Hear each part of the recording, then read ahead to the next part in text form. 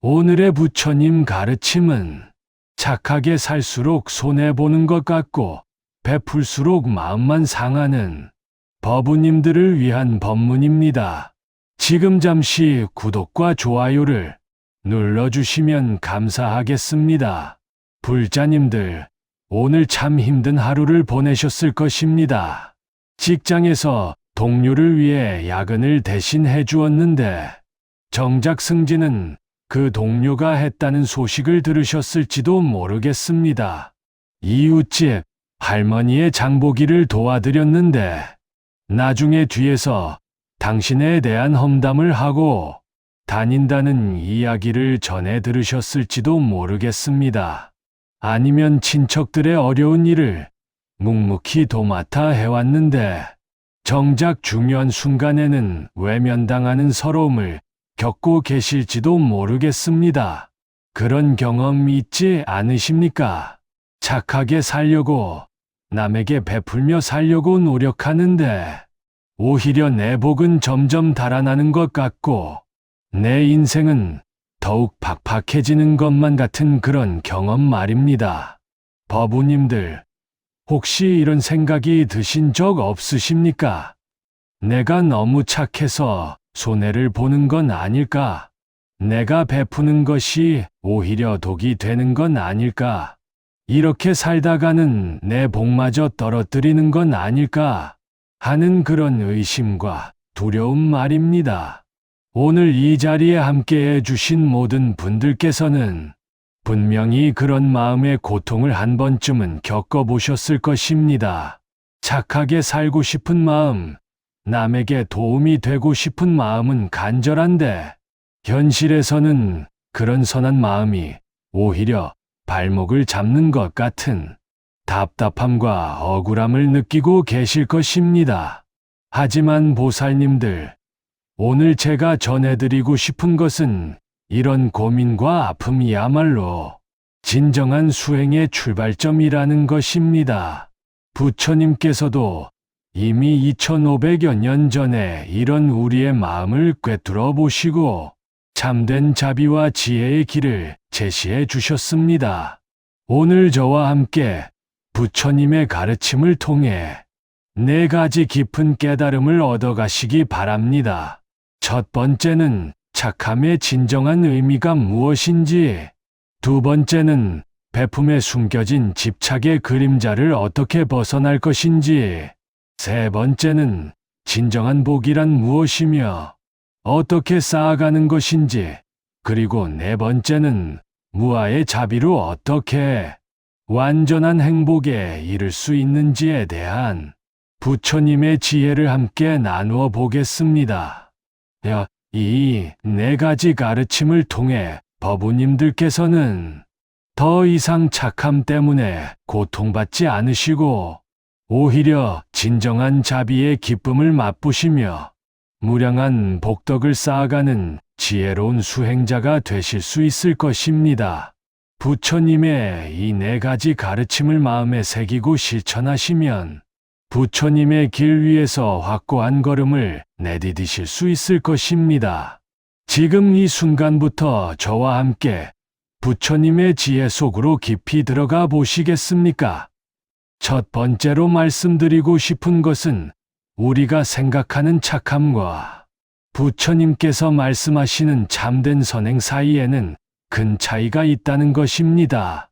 법우님들, 우리는 흔히 다른 사람을 도와주고 좋은 일을 하고 베풀어 주는 것을 착한 행동이라고 생각합니다. 물론 이런 행동들이 잘못된 것은 아닙니다. 하지만 부처님께서는 법화경에서 이렇게 말씀하셨습니다. 선한 행위를 할 때에도 그 행위에 집착하지 말라.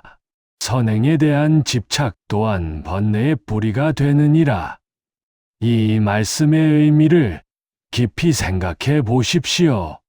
우리가 착하게 행동할 때 그 행동 자체보다는 그 행동에 숨어 있는 우리의 마음가짐이 더 중요하다는 것입니다. 예를 들어 보겠습니다. 어떤 분이 동네 독거 노인분을 도와드린다고 합시다. 겉으로 보기에는 분명히 선한 행동입니다. 하지만 그분의 마음 깊은 곳을 들여다보면 어떨까요? 내가 이렇게 좋은 일을 하니까 복을 받을 거야. 다른 사람들이 나를 착한 사람이라고 인정해 줄 거야. 나는 다른 사람들과 다른 특별한 사람이야. 이런 생각들이 숨어 있을 수 있습니다. 이런 마음으로 하는 선행은 부처님께서 경계하신 집착하는 선행입니다. 왜냐하면 이런 선행에는 반드시 조건이 따르기 때문입니다. 보답을 원하는 마음, 인정받고 싶은 마음, 특별해지고 싶은 마음이 깔려 있기 때문입니다. 그래서 이런 선행을 했을 때 기대했던 결과가 나오지 않으면 실망하게 되고 배신감을 느끼게 되고 결국 선행 자체를 포기하거나 원망하게 되는 것입니다. 더 나아가 이런 조건부 선행은 상대방에게도 부담을 주게 됩니다. 도움을 받는 사람도 무언가 보답해야 한다는 압박을 느끼게 되고 그렇지 못할 때는 죄책감을 갖게 됩니다. 결국 선행이라고 생각했던 것이 서로에게 고통을 주는 결과를 낳게 되는 것입니다. 조주선사의 어록에 이런 말씀이 있습니다. 선을 행한다는 생각이 있으면 이미 선이 아니요. 악을 멀리한다는 생각이 있으면 이미 악에 물든 것이니라. 이 말씀은 참으로 깊은 지혜를 담고 있습니다. 진정한 선행이란 내가 선행을 한다는 의식조차 없는 자연스러운 흐름이라는 것입니다. 마치 봄이 오면 자연스럽게 꽃이 피고 새가 자연스럽게 지저귀듯이 우리의 선행도 그렇게 자연스러워야 한다는 것입니다. 그렇다면 어떻게 이런 자연스러운 선행을 실천할 수 있을까요? 첫 번째는 선행을 할 때 결과에 대한 기대를 완전히 내려놓는 연습을 하는 것입니다. 도움을 줄 때 고마움을 표현받아야지. 나중에 나도 도움을 받을 수 있을 거야. 이런 생각들을 알아차리고 놓아버리는 연습을 하십시오. 두 번째는 선행 자체를 특별한 것으로 생각하지 않는 것입니다. 내가 대단한 일을 하고 있다. 나는 착한 사람이다. 이런 자만심을 경계하고 그저 당연한 일을 하고 있을 뿐이라는 마음가짐을 갖는 것입니다. 세 번째는 상대방의 입장에서 생각해 보는 것입니다. 내가 주는 도움이 정말 상대방에게 필요한 것인지, 상대방에게 부담이 되지는 않는지, 상대방의 자존심을 상하게 하지는 않는지 깊이 살펴보는 것입니다. 이렇게 조건 없는 선행을 실천하기 시작하면 법우님들께서는 신기한 경험을 하시게 될 것입니다. 오히려 아무것도 기대하지 않을 때 더 큰 기쁨과 평안을 느끼게 되고 상대방과도 더 깊은 유대감을 형성하게 되며 자연스럽게 복덕이 따라오게 되는 것을 경험하시게 될 것입니다. 두 번째로 말씀드리고 싶은 것은 베품에 숨어 있는 집착의 그림자를 어떻게 알아차리고 벗어날 것인가 하는 문제입니다. 보살님들, 우리가 다른 사람에게 무언가를 베풀 때 그 행위 자체는 아름답습니다. 하지만 그 베품 속에 미묘한 집착이 숨어 있다면 그것은 오히려 우리의 복을 달아나게 하는 원인이 될 수 있습니다. 금강경에서 부처님께서는 이렇게 말씀하셨습니다. 보시를 행할 때 보시하는 내가 있다고 생각하지 말고 보시를 받는 상대가 있다고 생각하지 말며 보시하는 그 행위가 있다고 생각하지 말라. 이것이 무상보신이라. 이 가르침은 참으로 깊은 의미를 담고 있습니다. 우리가 베풀 때 내가 베푼다. 저 사람이 받는다. 이것이 베푸는 행위다. 이런 구분과 집착이 있으면 그것은 진정한 베품이 아니라는 것입니다. 왜 그럴까요? 내가 베푼다는 생각에는 자아에 대한 집착이 숨어 있습니다. 내가 특별하고, 내가 능력이 있고, 내가 선한 사람이라는 교만함이 있습니다. 저 사람이 받는다는 생각에는 상대방을 나보다 못한 존재로 보는 차별심이 숨어 있습니다. 이것이 베푸는 행위다라는 생각에는 행위에 대한 집착이 숨어 있습니다. 이런 집착들이 있는 한 우리의 베품은 온전하지 못하고 오히려 업장을 만들게 되는 것입니다. 구체적인 예를 들어 보겠습니다. 어떤 분이 어려운 이웃에게 쌀을 한 포대 가져다 주었다고 합시다. 며칠 후 그 이웃이 길에서 만나도 인사를 제대로 하지 않거나 고마워하는 기색이 없다고 느껴진다면 어떤 마음이 들까요? 내가 그렇게 도와줬는데 고맙다는 인사도 안 해. 역시 가난한 사람들은 인성이 그래, 다신 안 도와줘야겠어. 이런 생각들이 올라올 수 있습니다. 이런 반응이 나온다는 것은 처음부터 그 베품에 조건이 있었다는 증거입니다. 고마워하기를 바라는 마음, 인정받고 싶은 마음, 특별한 대접을 받고 싶은 마음이 있었던 것입니다. 또 다른 예를 들어보겠습니다. 자식들에게 헌신적으로 베푸는 부모님들이 계십니다. 자식들의 학비, 결혼 비용, 집 마련까지 모든 것을 다 해주십니다. 하지만 자식들이 자주 안부를 묻지 않거나 명절에 자주 오지 않으면 서운해하고 원망하게 됩니다. 내가 이렇게 많이 해줬는데 이게 뭐냐? 역시 자식들은 믿을 게 못 돼. 이런 마음이 드는 것입니다.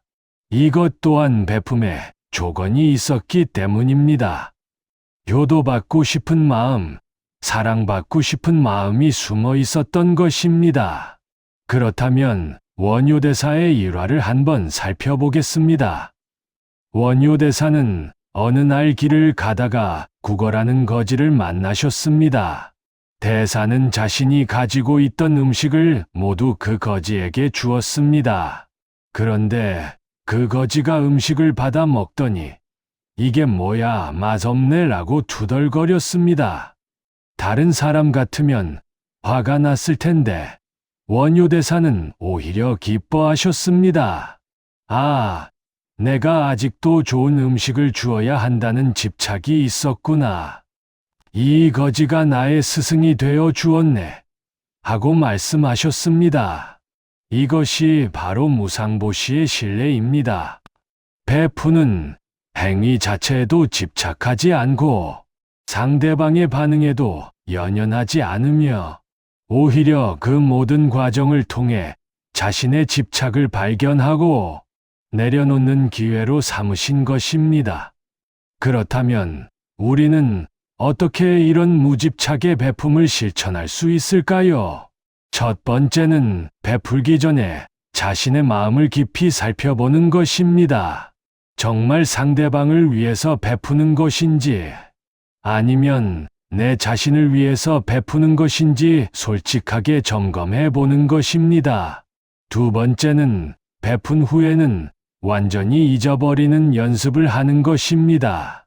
베푼 것을 계속 기억하고 있다는 것 자체가 집착의 증거입니다.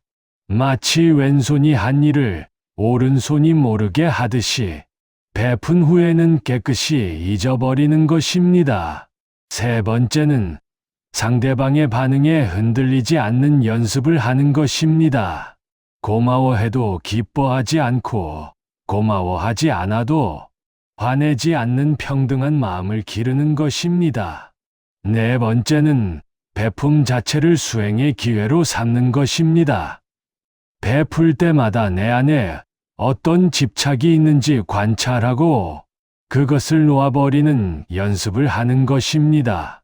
이렇게 무집착의 베품을 실천하기 시작하면 법우님들께서는 놀라운 변화를 경험하시게 될 것입니다. 베품이 고통이 아니라 기쁨이 되고 상대방과의 관계가 더욱 자연스럽고 편안해지며 마음에 진정한 평안이 찾아오는 것을 느끼시게 될 것입니다. 세 번째로 말씀드리고 싶은 것은 진정한 복이란 무엇이며 어떻게 쌓아가야 하는가 하는 문제입니다. 불자님들, 우리가 흔히 생각하는 복과 부처님께서 말씀하시는 진정한 복덕 사이에는 큰 차이가 있습니다. 세상 사람들이 생각하는 복이란 대개 물질적인 풍요, 건강, 명예, 권력 같은 것들입니다. 물론 이런 것들도 나쁜 것은 아닙니다. 하지만 이런 복들은 모두 무상한 것들입니다. 언제든지 변하고 사라질 수 있는 것들입니다. 부처님께서는 법구경에서 이렇게 말씀하셨습니다. 선업을 쌓는 사람은 이 세상에서도 기뻐하고 저 세상에서도 기뻐하며 두 세상에서 모두 기뻐하나니 자신의 청정한 행위를 보고 기뻐하느니라. 이 말씀에서 부처님께서는 진정한 복의 의미를 명확히 제시해 주셨습니다. 진정한 복이란 외부 조건에 의존하지 않는 마음 자체의 청정함에서 오는 기쁨과 평안이라는 것입니다. 그렇다면 이런 진정한 복은 어떻게 쌓아갈 수 있을까요? 먼저 달마대사의 유명한 일화를 살펴보겠습니다. 양무제가 달마대사에게 물었습니다. 저는 많은 절을 짓고 많은 승려들을 공양하고 많은 경전을 필사했는데 그 공덕이 얼마나 됩니까? 달마대사는 무공덕이니라 라고 답하셨습니다. 양무제는 놀라며 어찌해서 공덕이 없습니까? 라고 물었습니다. 달마대사는 그 모든 일은 복을 구하는 마음으로 한 것이니 그림자와 같아서 실체가 없느니라. 진정한 공덕은 지혜가 원만하고 마음이 허공과 같아서 구할 바가 없는 것이니라 라고 말씀하셨습니다. 이 일화는 우리에게 깊은 깨달음을 줍니다. 아무리 많은 선행을 해도 복을 구하는 마음으로 한다면 그것은 진정한 복덕이 되지 않는다는 것입니다. 오히려 아무것도 구하지 않는 마음, 무소득심에서 나오는 선행이야말로 진정한 복덕을 쌓는 길이라는 것입니다. 구체적인 예를 통해 살펴보겠습니다. 어떤 분이 병원에서 봉사활동을 한다고 합시다. 만약 내가 이렇게 봉사를 하면 건강하게 오래 살 수 있을 거야. 내 자식들이 잘 될 거야. 내가 죽어서 좋은 곳에 태어날 거야. 이런 마음으로 봉사를 한다면 그것은 조건부 선행입니다. 이런 선행은 기대했던 결과가 나오지 않으면 실망하게 되고 원망하게 되며 결국 봉사 자체를 그만두게 될 수 있습니다. 반대로 환자분들의 고통을 조금이라도 덜어드릴 수 있다면 그것만으로도 감사한 일이다. 내가 할 수 있는 작은 도움이라도 기꺼이 하겠다. 이런 순수한 마음으로 봉사를 한다면 그것은 무조건적 선행입니다. 이런 선행에서는 봉사 자체가 기쁨이 되고 환자들의 작은 미소만으로도 큰 보람을 느끼게 되며 자연스럽게 마음의 평안과 만족을 얻게 됩니다. 이것이 바로 진정한 복덕입니다. 또 다른 예를 들어보겠습니다. 어떤 분이 가난한 이웃에게 도움을 준다고 합시다. 내가 베푸는 만큼 하늘이 나에게도 복을 내려주실 거야. 이런 계산적인 마음으로 베푼다면 그것은 일종의 투자 개념입니다. 이런 베품은 기대했던 보답이 오지 않으면 손해를 봤다는 생각이 들게 됩니다. 하지만 이분의 어려움이 조금이라도 덜어진다면 그것으로 충분하다. 내가 도움을 줄 수 있는 능력이 있다는 것 자체가 감사한 일이다. 이런 마음으로 베푼다면 어떨까요? 베푸는 그 순간부터 이미 기쁨과 만족이 찾아옵니다. 상대방이 어떤 반응을 보이든 상관없이 내 마음은 이미 풍요롭고 평안해집니다. 이것이 바로 진정한 복덕의 모습입니다. 그렇다면 이런 진정한 복덕을 쌓기 위해서는 어떤 수행을 해야 할까요? 첫 번째는 매일 아침 일어날 때 이런 발언을 하는 것입니다. 오늘 하루 만나는 모든 중생들이 행복하기를 바라며 내가 할 수 있는 작은 도움이라도 기꺼이 베풀겠습니다. 어떤 보상도 기대하지 않고 오직 중생들의 행복만을 위해 살아가겠습니다.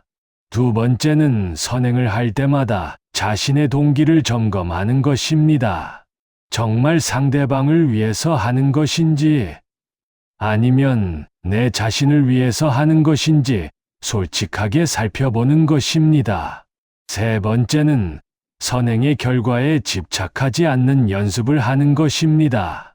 베푼 것에 대해 보답을 기대하지 않고 상대방의 반응에 일희일비하지 않으며 오직 베푸는 그 순간의 기쁨에 집중하는 것입니다. 네 번째는 작은 선행부터 시작하는 것입니다. 거창한 일을 하려고 하지 말고 일상 속에서 만나는 작은 기회들을 놓치지 않고 실천하는 것입니다. 엘리베이터에서 문 열어주기, 지하철에서 자리 양보하기, 상대방의 말을 끝까지 들어주기 같은 작은 선행들이 쌓여서 큰 복덕이 되는 것입니다. 다섯 번째는 감사하는 마음을 기르는 것입니다. 내가 베풀 수 있는 능력이 있다는 것, 도움이 필요한 상대방을 만날 수 있다는 것, 선행할 수 있는 기회가 주어진다는 것, 모든 것에 감사하는 마음을 갖는 것입니다.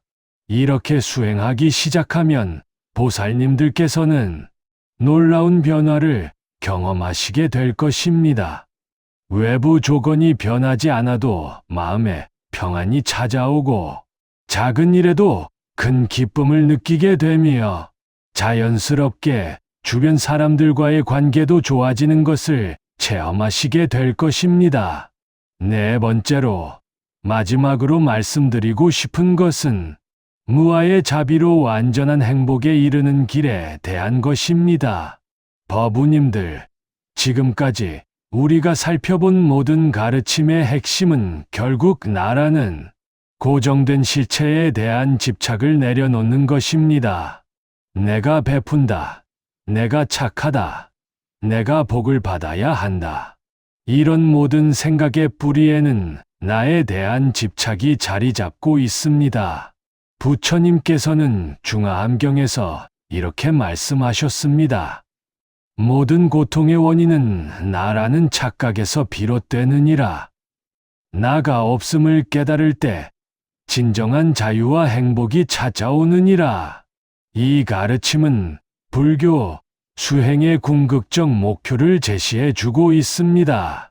나라는 존재가 고정된 실체가 아니라는 것을 깨닫고 모든 존재가 서로 연결되어 있다는 연기의 진리를 체득할 때 비로소 진정한 자비와 완전한 행복에 이를 수 있다는 것입니다. 이와 관련해서 유명한 육조해능대사의 일화를 살펴보겠습니다. 어느 날 두 승려가 바람에 벌럭이는 깃발을 보며 논쟁을 벌였습니다. 한 승려는 깃발이 움직인다고 했고 다른 승려는 바람이 움직인다고 했습니다. 이때 해능대사가 나타나서 깃발도 바람도 움직이는 것이 아니라 그대들의 마음이 움직이는 것이다 라고 말씀하셨습니다. 이 일화는 우리에게 깊은 깨달음을 줍니다. 우리가 세상을 보는 모든 관점은 사실 우리 마음이 만들어낸 것이라는 것입니다. 내가 베푼다. 저 사람이 받는다. 이것은 선행이다. 이것은 악행이다. 이런 모든 구분과 판단은 우리 마음이 만들어낸 것입니다. 실제로는 모든 존재가 하나로 연결되어 있고 주고받는 것도 없으며 선악의 구분도 없는 것입니다. 그렇다면 구체적으로 어떻게 이런 무아의 자비를 실천할 수 있을까요? 첫 번째는 일상 속에서 내가 한다는 생각을 점점 줄여가는 것입니다. 예를 들어 누군가를 도와줄 때 내가 도와준다는 생각보다는 도움이 일어나고 있다. 상황이 해결되고 있다. 이런 식으로 생각하는 연습을 하는 것입니다. 두 번째는 상대방과 나를 구분하지 않는 연습을 하는 것입니다. 상대방의 고통을 내 고통처럼 느끼고 상대방의 기쁨을 내 기쁨처럼 여기는 것입니다. 이것이 바로 부처님께서 말씀하신 동체대비의 마음입니다. 세 번째는 모든 행위를 공덕을 쌓기 위해서가 아니라 그저 자연스러운 흐름으로 받아들이는 것입니다. 마치 강물이 자연스럽게 바다로 흘러가듯이 우리의 선행도 그렇게 자연스럽게 일어나도록 하는 것입니다. 이와 관련해서 관세음보살의 수행에 대한 이야기를 해보겠습니다. 관세음보살은 모든 중생의 고통을 듣고 즉시 구원하시는 분으로 알려져 있습니다. 그런데 관세음보살이 중생을 구원할 때 내가 구원한다는 생각이 있을까요? 전혀 그렇지 않습니다. 관세음보살에게는 구원하는 자신도 구원받는 중생도 구원하는 행위도 따로 존재하지 않습니다. 단지 고통이 있는 곳에 자연스럽게 자비가 흘러들어갈 뿐입니다. 마치 달빛이 물이 있는 곳이라면 어디든 자연스럽게 비추는 것과 같습니다. 달이 내가 비춘다고 생각하지 않듯이 관세음보살도 내가 구원한다고 생각하지 않으시는 것입니다. 이것이 바로 무아의 자비의 완전한 모습입니다. 그렇다면 우리도 일상 속에서 이런 무아의 자비를 어떻게 실천할 수 있을까요? 구체적인 수행 방법을 제시해 드리겠습니다. 첫 번째는 자해 명상입니다. 매일 명상 시간을 내어 먼저 자신에게 자해를 보내고 점차 가족, 친구, 이웃, 원수, 그리고 모든 중생에게까지 자해를 확대해 나가는 것입니다. 나는 행복하기를, 나는 평안하기를, 나는 고통에서 자유롭기를, 이렇게 시작해서 모든 중생이 행복하기를, 모든 중생이 평안하기를, 모든 중생이 고통에서 자유롭기를까지 확장해 나가는 것입니다. 두 번째는 호흡 명상과 함께 자비심을 기르는 것입니다. 숨을 들이마실 때는 세상의 모든 고통을 받아들이고 숨을 내쉴 때는 세상의 모든 중생에게 평안을 내보내는 연습을 하는 것입니다. 세 번째는 일상 속에서 만나는 모든 상황을 수행의 기회로 삼는 것입니다. 화가 날 때는 인내의 수행을, 베풀 때는 보시의 수행을, 어려움을 겪을 때는 지혜의 수행을 하는 것입니다. 네 번째는 하루를 마감할 때 회향의 기도를 하는 것입니다. 오늘 하루 제가 한 모든 선한 행위의 공덕이 모든 중생의 행복을 위해 쓰여지기를 원합니다. 저 개인의 복을 위해서가 아니라 모든 존재의 깨달음을 위해 쓰여지기를 원합니다. 이렇게 수행하기 시작하면 불자님들께서는 점차 놀라운 변화를 경험하시게 될 것입니다. 더 이상 내가 손해를 본다, 내 복이 달아난다, 이런 생각에 시달리지 않게 되고 오히려 베풀수록 마음이 풍요로워지고 행복해지는 것을 느끼시게 될 것입니다. 그리고 무엇보다 모든 존재와 하나가 되는 깊은 평안과 자유를 맛보시게 될 것입니다. 이것이 바로 부처님께서 우리에게 제시해 주신 진정한 행복의 길입니다. 법우님들, 오늘 저와 함께 나눈 이 네 가지 가르침을 다시 한번 마음에 새겨보시겠습니까? 첫 번째로, 진정한 착함이란 조건이 없는 자연스러운 선행이라는 것을 배웠습니다. 보답을 바라지 않고 인정받으려 하지 않으며 그저 당연한 일로 여기며 행하는 것이 참된 선행이라는 것입니다. 두 번째로 베품에 숨어있는 집착을 알아차리고 무상보시를 실천하는 방법을 배웠습니다. 베푸는 나, 받는 상대, 베푸는 행위. 이 세 가지에 모두 집착하지 않을 때 진정한 베품이 완성된다는 것입니다. 세 번째로 진정한 복덕이란 외부 조건에 의존하지 않는 마음 자체의 평안과 기쁨이라는 것을 배웠습니다.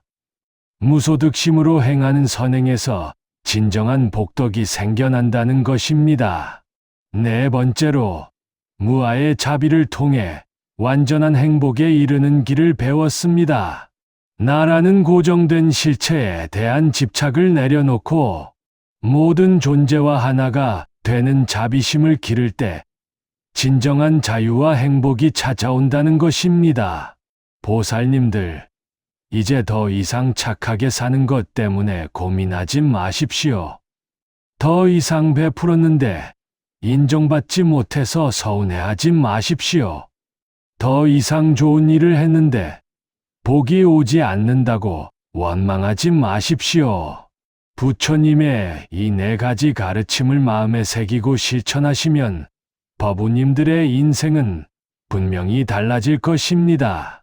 착함이 고통이 아니라 기쁨이 되고 베품이 손실이 아니라 풍요가 되며 선행이 짐이 아니라 자유가 되는 놀라운 경험을 하시게 될 것입니다.